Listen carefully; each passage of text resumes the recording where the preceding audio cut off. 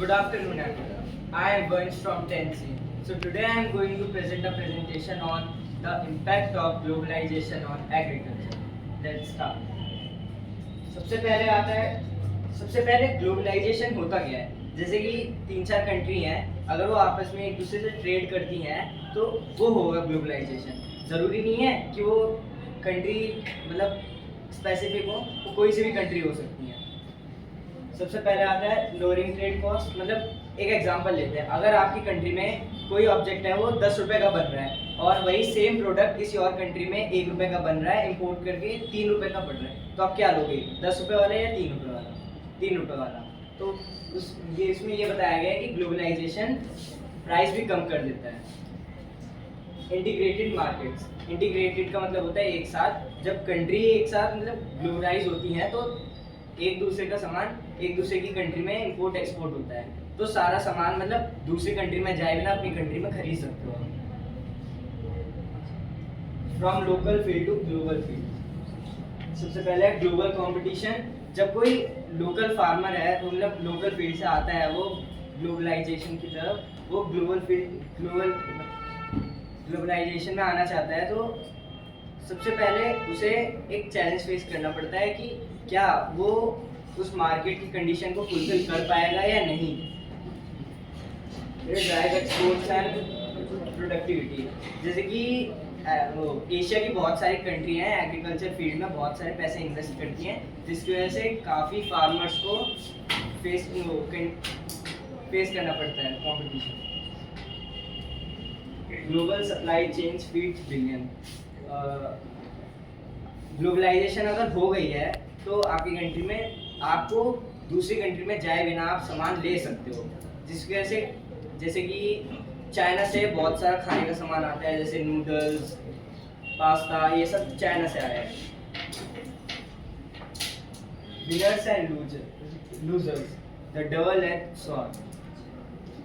Multinational dominance, इसमें आपको मतलब फार्मर्स को एडवांस टूल्स दिए जाते हैं, एडवांस टूल्स होते हैं जो दूसरी कंट्री से आए हुए हैं, तो अब उस पर पूरा प्रेशर होता है कि वो अपना काम कितना एक्यूरेसी से कर सकता है।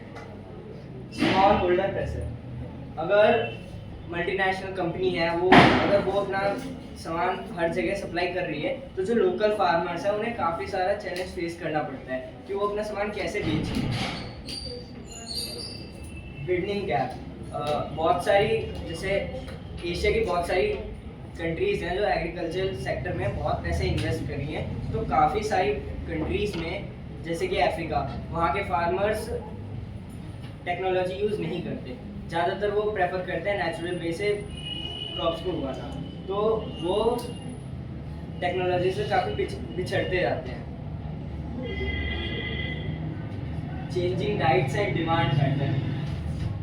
डाइटरी शिफ्ट, जैसे चाइना से नूडल्स हैं, अब इंडिया में काफ़ी सारे लोग हैं जो नूडल्स पे डिपेंड हो जाते हैं कुछ सिचुएशन में, तो अब उनकी डाइट पूरी चेंज हो चुकी है। जब तक नूडल्स नहीं आए थे वो वही पहले इंडियन फूड खाते थे, अब नूडल्स खा रहे हैं। बायोफ्यूल डिमांड, जब ऑयल के प्राइस हाई होते हैं या नेचुरल गैसेस के प्राइस हाई होते हैं, तो जो फार्मर्स हैं या फिर नॉर्मल पीपल्स हैं वो बायोफ्यूल पे डिपेंड हो जाते हैं, इसलिए एग्रीकल्चर सेक्टर में काफ़ी प्रेशर होता है बायोफ्यूल लाने के लिए। Technology and knowledge transfer. Precious farming, इसमें यही है कि आप फार्मिंग को कितनी एक्यूरेट एंड कितने अच्छे से कर पा रहे हो कि आप कम टाइम में ज़्यादा क्रॉप्स प्रोड्यूस कर पाओ और उसे सेल कर पाओ। फिर है ड्राउट रेजिस्टेंट सीड, जैसे बहुत सारे जैसे कि राजस्थान में है, वहाँ पानी की कमी है, तो वहाँ ऐसे सीड्स यूज़ किए जाते हैं जो कम पानी में भी ग्रो हो सके। रियल टाइम मार्केट इन्फो, जैसे आजकल सोने का प्राइस हम फ़ोन पे चेक कर सकते हैं कि कितना है, उसी तरह आप देख सकते हो कि इस फसल का प्राइस कितना चल रहा है मार्केट में। ICT एम्पावरमेंट, इससे आप देख सकते हो कि इसमें क्या होता है कि आप घर बैठे बैठे देख सकते हो वेदर फोरकास्ट, और अगर आपने अपनी फील्ड को एडवांस कर रखा है तो आप देख सकते हो कि आपकी सॉइल में नाइट्रोजन, फॉस्फोरस की ये सब वैल्यू सही है या नहीं है, अब घर बैठे बैठे आप पूरा फार्म संभाल सकते हो अपना। The future of globalized agriculture 2045 to 2050 में approx 9 billion to 12 billion population हो जाएगी पूरे वर्ल्ड की। तब आपको पूरे वर्ल्ड को फीड करना पड़ेगा। तब के लिए आपको अभी से एग्रीकल्चर में ध्यान देना पड़ेगा, खाना बचाना पड़ेगा और उसे ढंग से उगाना भी पड़ेगा और फूड सिक्योरिटी पे भी ध्यान देना पड़ेगा। बैलेंसिंग इंटीग्रेशन एंड रेजिलियंस, आपकी कंट्री है अगर वो ग्लोबलाइज्ड हो चुकी है, दूसरी कंट्री से टूल्स ले रही है या फिर और भी चीज़ें खरीद रही है, तो अगर आपकी कंट्री में लॉकडाउन लग जाए तो आपकी कंट्री कैपेबल है कि वो अपनी पूरी कंट्री के पीपल्स को खुद ही खाना फीड कर पाए या नहीं, इसमें याद रखना है। Thank you for